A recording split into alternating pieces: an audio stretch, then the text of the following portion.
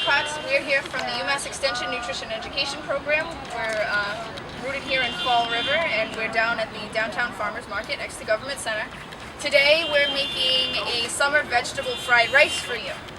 So I have all my ingredients out, and I'll show you exactly what I did. It's super easy to do. So it doesn't really matter how you start, but I'm going to start with this ginger because I kind of want to get it out of the way. Ginger comes like this in the grocery store. I know Jessica had a little trouble finding it, but if you just ask one of the people that work in the produce section, they will show you easily where it is. And ginger has this skin on it. I don't know if you can see it. You have to peel that off before you use it. So you can either do it with a knife and actually just like shave it off. You could do it with a peeler, or I've also seen people do it with like the back of a spoon and kind of scrape along it and it'll come right off for you. So we have a piece that we had already peeled. And ginger is really kind of tough, so what you're going to want to do is you're going to want to make sure that you run it through a grater or a food processor, because you just chopping it, it's still going to be kind of woody. So what we did is we took a cheese grater, which you've probably seen us do before, and we're going to use the small section on the cheese grater. You don't need a whole lot of it, so when you go to the grocery store, it's sold by the pound. Don't get a ton of it unless you have something else to do with it, because we're only going to be using about like a teaspoon, so like that much. And I'm just going to keep all the ingredients on my cutting board so I can use them when we go into the fried rice. You want to have everything done and cut before you go into the pan, because it's going to go super fast. We put some broccoli in. So the broccoli, you just want to get it cut small enough that it's in like little bite-sized pieces. So I'm just going to probably cut it in half and then cut it into eighths on the florets. You could use the whole broccoli stem if you had a big one, and that's not a problem. Nobody cares. We also have, we were given 3 different kinds of tomatoes. So I'm going to start with, this is a big beef tomato. Since it's so large, this part inside is going to be really woody too. So you're going to make sure that you want to get that out. So what I'm going to do, because I don't have a tomato corer, I'm going to cut it into quarters, and then I'm going to come at the side and pull the stem out. All of those pieces, and then Jessica's going to start for you showing you the corn while I dice the tomatoes. So all we did for the corn was just peeled it the normal way.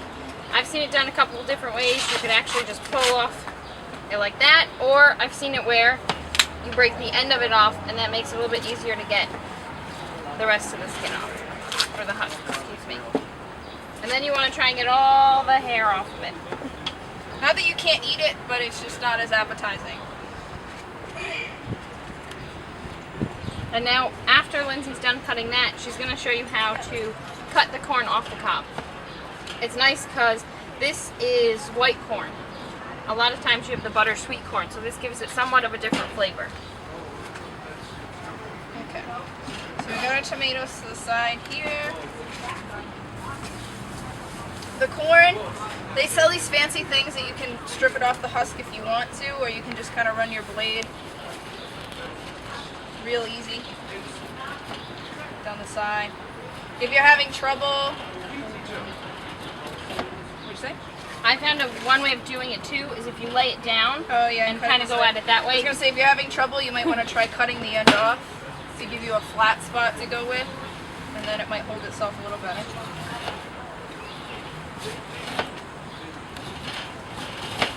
You probably also want to have a larger cutting board than me so that you're not spraying all over the place. So we got these. Don't worry if they all mix together because they're all going at the same time.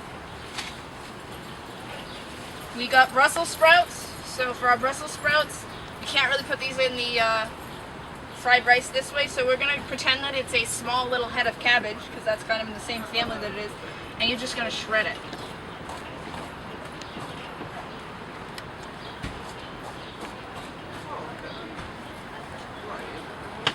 And different types of cabbages are used a lot in Asian cooking, so it's not really all that strange to see it in a fried rice recipe. Yeah. So I also have here, so you're not surprised when I bring it up, a small little cup of chopped garlic. So here's where the quick cooking comes in. I'm going to light your burner. Theory. spray your pan. We already did that. And you're gonna need a little oil.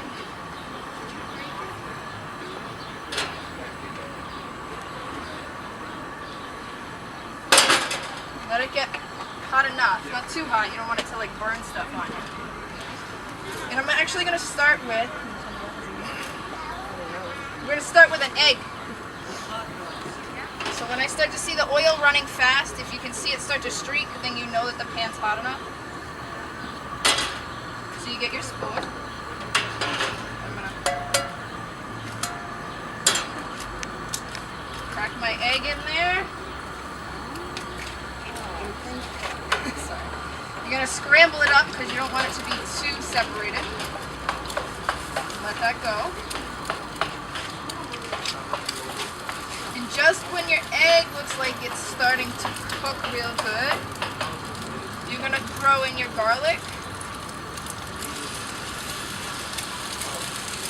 Get that going. Now we're gonna throw in the rest of our veggies.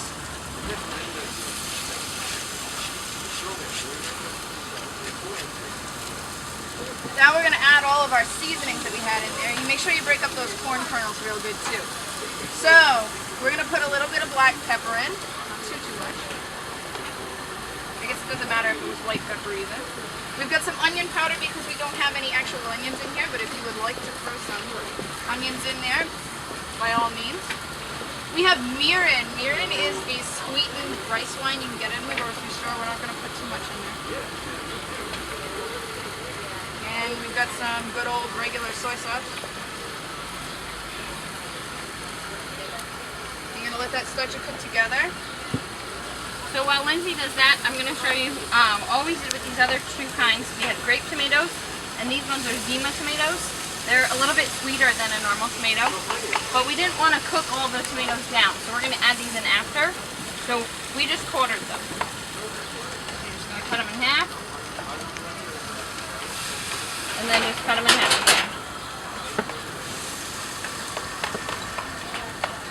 This just adds another different texture into it also. One thing I'm going to add into my rice is the actual rice. We cooked some instant brown rice according to the package directions. So it'll depend on what kind of rice you use. You could really use any kind of rice for it, but traditionally it's either a white or a brown rice. So you mix that in. Pre-cooked, don't put it in there raw. You'll have some crunchy food going on.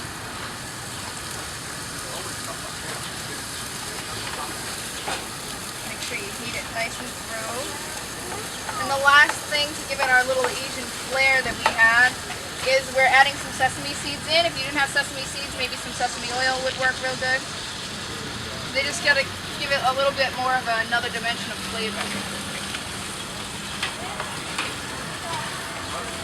So you mix that into it.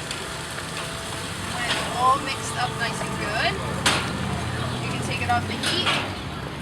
And you'll throw in those raw tomatoes that you had before and just kind of let them start to heat up with it, but not cook yet. And that's really it. You serve it like this. You could serve it with any kind of protein dish that you were doing. Maybe it might go good with some grilled chicken or steak on the grill, or if you wanted to come up with your own little Asian fest at night. So that's all we have for you today. I thank you again. My name is Lindsay McGann, and that's Jessica Wilcox, and we hope to see you at the Downtown Farmers Market.